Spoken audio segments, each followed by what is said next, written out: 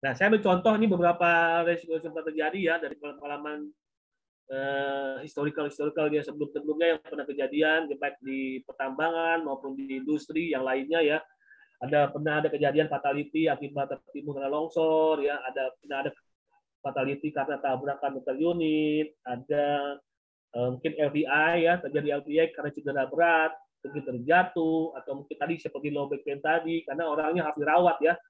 Karena ketika orangnya sudah masuk rawat inap, itu udah masuk kategori LTI ya, karena udah lost time injury-nya udah lebih dari nominal 2 hari gitu ya. Umumnya orang pakai 2 hari gitu. Atau juga first aid case ya, yang luka-luka ringan ya, karena kan kita bicara levelnya kan ada dari mulai near miss, first aid case, kemudian minor injury sampai ke fatality gitu ya. Itu kan biasanya kan yang digunakan seperti itu umumnya gitu. Gangguan kesehatan, tadi kan kita mengarah ke PHK. Tadi saya bilang bahwa penetapan PHK itu sangat panjang prosedurnya ya. Kalau kita baca di dalam regulasi Permenakernya,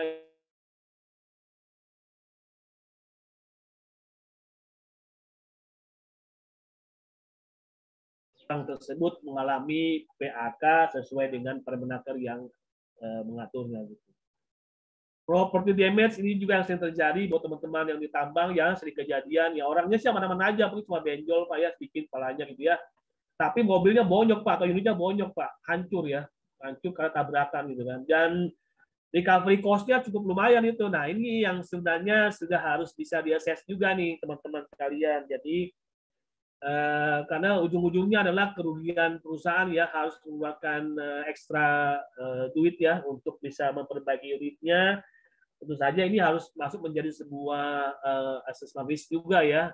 Kenapa? Karena akan dibuatkan targetnya ya, bagaimana cara meminimais terjadinya accident ya.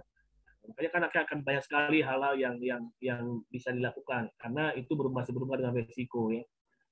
Loss aset ya, mungkin karena kondisi emergency, kadang-kadang kita berpikir apa sih emergency? Coba Anda bayangkan ketika terjadi sebuah kebakaran, kemudian kita coba panggil konsultan yang ngerti deh, berapa kerugian perusahaan Pak dari hal tersebut. Makanya kenapa setahu saya beberapa manufaktur pabrik itu menggunakan asuransi ya, mengasuransikan pabriknya itu dari kebakaran gitu ya, karena ya kita nggak tahu ya namanya kejadian itu bisa terjadi ya. Jadi pengalaman saya dulu waktu di pabrik juga seperti itu. Jadi datang si orang asuransinya, dia melihat bagaimana kondisi pompa hidran kita seperti apa, bagaimana reservoirnya, berapa kapasitasnya, berapa pressure-nya gitu ya, seperti itu ya, untuk menentukan kemampuan kita untuk menangani kebakaran kalau terjadi di tempat kita. Seperti itu hal-hal yang tahu saya pernah terjadi ya. Pencemaran lingkungan ini kadang-kadang sebuah kelalaian gitu ya, kelalaian dari kita akibatnya terjadi pencemaran. Di masyarakat ini bisa terjadi ya di kawasan industri, bisa juga terjadi di pertambangan ya, terkait dengan isu-isu sosial ya ada di masyarakat ya. Dan terakhir resiko positif COVID ya, ini juga yang masih terus bergulir ya. Sampai hari ini masih terus bertambah terus ya orang-orang yang mengalami positif COVID. Mudah-mudahan kita semua yang ada di forum ini sehat-sehat semua Pak ya. Amin.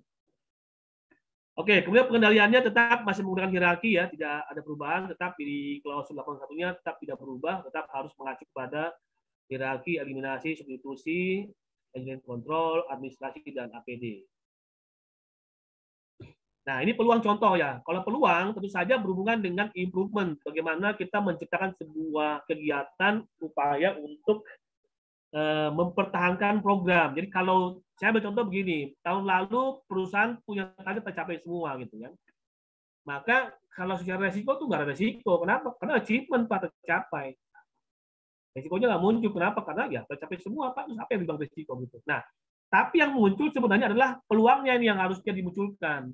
Kenapa? Karena harus membuat upaya untuk mempertahankan program kerja atau activity plan yang sudah tercapai kemarin. Ya. Karena orang bilang mempertahankan itu lebih sulit ya daripada kita mengejar target itu ya. Nah ini yang harus sebenarnya dipikirkan. Kenapa? Karena kalau kita tidak mempertahankan, tidak menjaga performa kita, pasti akan muncul resiko baru atau resiko lain gitu, atau resiko berulang gitu ya. Itu yang harusnya Kemudian kita cuma bisa mungkin melakukan engineering, kita kemudian mungkin knowledge juga penting ya kalau orangnya berhubungan dengan bahaya K3, maka mungkin orangnya harus di-upgrade ya knowledge-nya gitu ya. Apalagi sekarang nih banyak sekali SKKNI SKKNI yang mengatur tentang kompetensi-kompetensi ya. Terakhir saya baca itu kompetensi yang berhubungan dengan petugas 5B3 ya Pak, petugas TPS ya, itu sudah ada sekarang SKKNI-nya ya. Ada juga SKKNI yang berhubungan dengan operator untuk pengolahan air ya, air limbah, itu kan sudah ada semua tuh. Jadi buat teman-teman yang di pabriknya yang belum memiliki itu, segera dicari informasinya dan segera buatkan training plan-nya ya supaya bisa di follow up gitu ya. Karena kalau Anda sudah menerapkan sistem manajemen ISO, kemudian muncul regulasi baru, Anda tidak follow up dan tidak buat. Minimal ada program dulu lah, ada program untuk upgrading seperti itu. Nah, itu aman. Tapi kalau sama sekali ada peraturan baru, kita nggak upgrade, kita nggak buat training plan-nya, ya itu bisa kadang-kadang menjadi finding ya di dalam audit ya. Karena apa? Kita tidak up to date lah bahasanya ya dengan regulasi yang berlaku gitu ya. Kemudian memperbaikan sistem informasi dokumentasi ya. Dokumentasi mungkin kita perlu tambahnya SOP nih, kita perlu tambah WI nih ya untuk meningkatkan pengetahuan. Kenapa? Karena kadang-kadang orang kerja tidak pakai panduan juga bisa terjadi kesalahan ya. Jadi mungkin perlu seperti itu. Kemudian penambahan sistem monitoring lokasi, apakah perlu tambah CCTV, perlu tambah mungkin hal-hal yang lain yang untuk mengontrol ya terjadinya aktivitas lapangan, juga termasuk area-area yang berbahaya ya, itu penting sekali untuk dikuatkan improvementnya gitu kan. Kemudian check and recheck unit operation. Nah, mungkin ini buat teman-teman yang ditambang, bagaimana memastikan bahwa unitnya safe condition ya, atau mungkin teman-teman yang di factory ya, ketika datang kontainer ya, membawa barang ke tempat kita, kemudian kondisinya unsafe condition, nah itu kadang-kadang juga bahaya ya. Kadang-kadang kalau kita menemukan ada kontainer masuk dengan kondisi ban sebelah yang mungkin tidak layak pakai, dibolehkan masuk, nah itu juga harus diperhatikan ya. Bagaimana kita memastikan bahwa ketika orang masuk ke wilayah kita itu dalam kondisi aman ya. Kenapa? Karena kalau sudah masuk pintu gerbang kita, terjadi kecelakaan atau insiden, maka itu akan menjadi faktor pengganggu di dalam nilai performance gitu ya, akibat orang lain gitu. Jadi harus sangat diperhatikan batasan pintu gerbang, ketika pintu gerbang sudah masuk ya itu menjadi tanggung jawab kita gitu ya. Kemudian efektivitas penggunaan APD ya, ini bisa dilakukan dengan melalui safety patrol gitu ya, inspeksi, sidak gitu kan, ya itu juga bisa dilakukan. Kenapa? Kadang-kadang ada teman-teman yang mungkin menggunakan APD seenaknya aja gitu ya, tidak serius. Kalau teman-teman di tambang saya ngerti banget tuh, pasti ada sanksi berat itu ya kalau ditemukan ada yang nggak pakai APD dengan benar itu kan pasti. Kemudian berikutnya ini peningkatan partisipasi konsultasi ya, contoh hazard report atau laporan bahaya. Nah ini penting sekali. Kenapa? Karena biasanya hal-hal kecil yang kita tidak mengerti atau kita anggap sepele itu justru menjadi pemicu gitu ya. Makanya kenapa partisipasi dari semua orang ketika menemukan sumber bahaya, ada bahaya, dilaporkan mungkin ke P2K3-nya atau safety committee-nya, kemudian di-record. Nah, kalau itu kejadiannya berulang, nah itu harus masuk ke dalam assessment sebagai peluang baru ya untuk bahaya gitu ya, updating. Jadi tidak hanya sekedar kita mengumpulkan hazard report, kemudian kita menghitung kalkulasinya, menghitung sekian orang dapat ini sekian. Tapi yang penting sebenarnya kita melihat substansi laporannya sebenarnya. Ini yang kadang-kadang suka dilupakan juga oleh teman-teman ya. Jadi apa sih inti daripada itu? Kita coba buat statistiknya gitu. Kalau udah sekian laporan bahaya yang masuk, ternyata itu areal sini loh yang paling sering terjadi laporan. Nah itu bisa diteruskan menjadi sebuah risk baru ya di dalam asesmen kita gitu kan, supaya segera diantisipasi sebelum terjadi eksiden. Itu yang perlu juga teman-teman coba ambil di hasil report. Dan yang terakhir ini dari CSMS ya, kontraktor safety management system ya, buat teman-teman yang menggunakan kontraktor atau subkontraktor, bagaimana proses seleksi di awalnya juga harus benar-benar ketat ya, terkait dengan kompetensi dan kesiapan mereka gitu ya. Kadang-kadang kita menggunakan kontraktor, contoh saya ambil contoh begini, kita ada pekerjaan sipil ya di tempat kita, tapi si pengawas dari kontraktornya nggak punya sertifikasi K3 konstruksi, Pak. Nah, itu kan konyol tuh Pak kalau gitu ya.